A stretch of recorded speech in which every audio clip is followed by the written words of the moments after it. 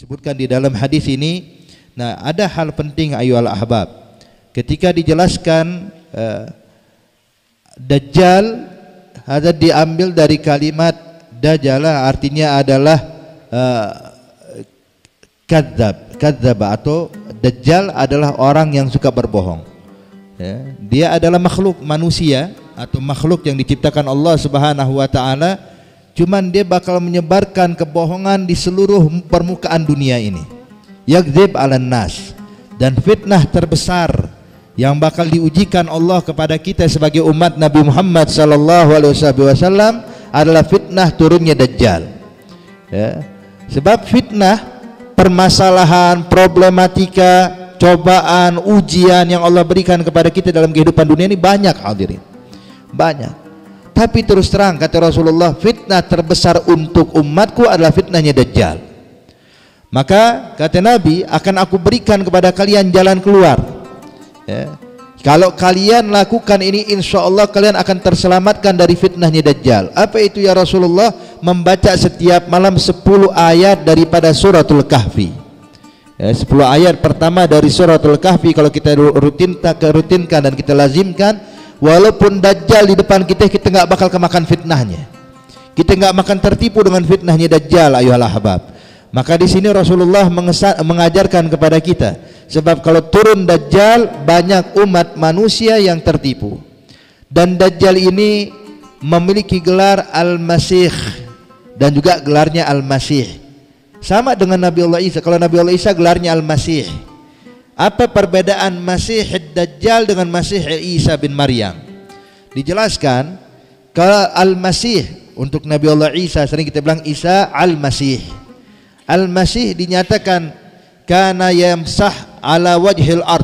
Ya. Dia ini adalah orang yang selalu berjalan ke seluruh permukaan bumi.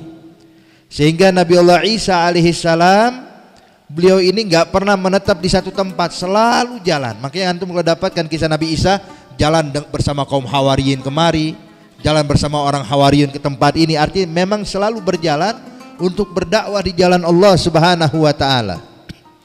Ya, untuk menyebarkan hidayah, menyebarkan ajaran agama Allah Subhanahu wa taala. Ada yang mengatakan ulama bahwa Al-Masih untuk Nabi Allah Isa kana Masihul Gadamain. Nabi Allah Isa ini memiliki Masihul Gadamain, artinya kakinya, telapak kaki Nabi Allah Isa tidak ada lekukannya, telapak kakinya datar. Ya, orang bilang katanya kaki bebek, ya. Ya begitu, Masihul Gadamain. Ada riwayat mengatakan Al-Masih yang dimaksud ma masaha ala sagim illa bara'ahullah biiznillah. Tidak mengusap kepada orang yang sakit melainkan langsung disembuhkan oleh Allah Subhanahu wa taala. Hadza Al-Masih. Adapun Masih Dajjal, Dajjal pun juga mendapatkan gelar Al-Masih. Tapi Al-Masih untuk Dajjal adalah yang selalu berjalan ke seluruh permukaan dunia untuk membawa kesesatan dan menipu manusia. Sebab Dajjal nanti kalau turun, pertama-tama kata ulama dia nggak langsung ngaku nabi, dia nggak bakal langsung ngaku Tuhan. Dia pertama ngaku menjadi orang soleh, menjadi orang sahibul karomat, memiliki karomah. Kemudian setelah orang mulai tertipu dengan dia, mulai orang mengangkat dia sebagai nabi, dan dia membenarkan itu sehingga orang-orang mengaku dia sebagai nabi. Setelah itu di akhir baru orang-orang menganggap dia sebagai Tuhan dan dia mengakui dirinya sebagai Tuhan. Ketika dia sudah mengaku dirinya sebagai Tuhan, nah disinilah puncaknya Dajjal.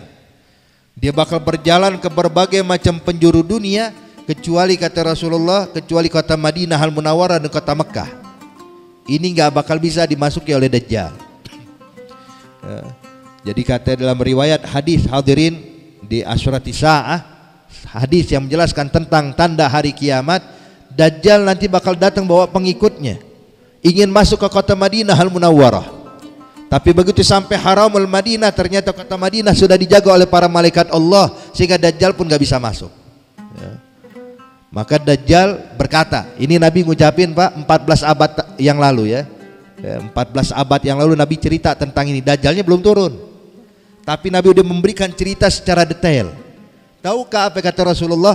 Nanti Dajjal ketika berdiri di depan Haramil Madinah, Dia bakal menunjuk kepada pengikut-pengikutnya, mengarahkan kepada masjidku ini, ya, kepada Masjid Nabawi. Dia bakal mengatakan kepada pengikutnya, "Galdzaka Qasru Ahmad."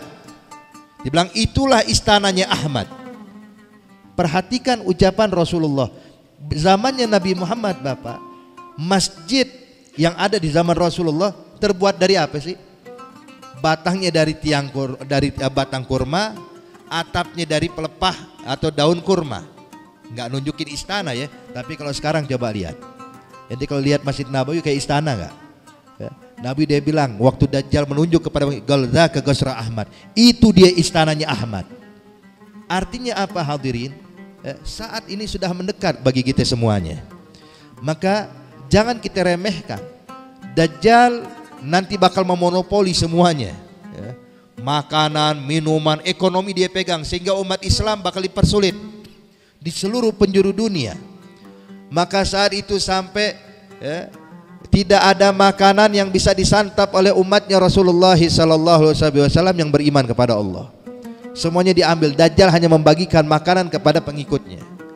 Satu sahabat bilang, "Ya Rasulullah, kalau saya hidup di masanya Dajjal, maka saya gampang ya Rasulullah, kalau saya lapar pura-pura aja jadi pengikutnya Dajjal, biar makan, abisnya keluar lagi, biar bisa makan ya Rasulullah." Maka kata Nabi Muhammad, siapa yang bisa menjamin dirimu bisa kembali ke dalam agama yang benar ini kalau sudah mencicipi makanan dari Dajjal. Artinya apa hadirin? Makanan yang diharamkan Allah bakal memberikan pengaruh buruk dalam kehidupan kita, apalagi kalau makanan dari Dajjal. Nauzubillah min dzalik. Lalu sahabat bertanya, "Ya Rasulullah, idzan madza na'kul? Wa madza nataghadza ya Rasulullah?" Kalau gitu gimana kita makan?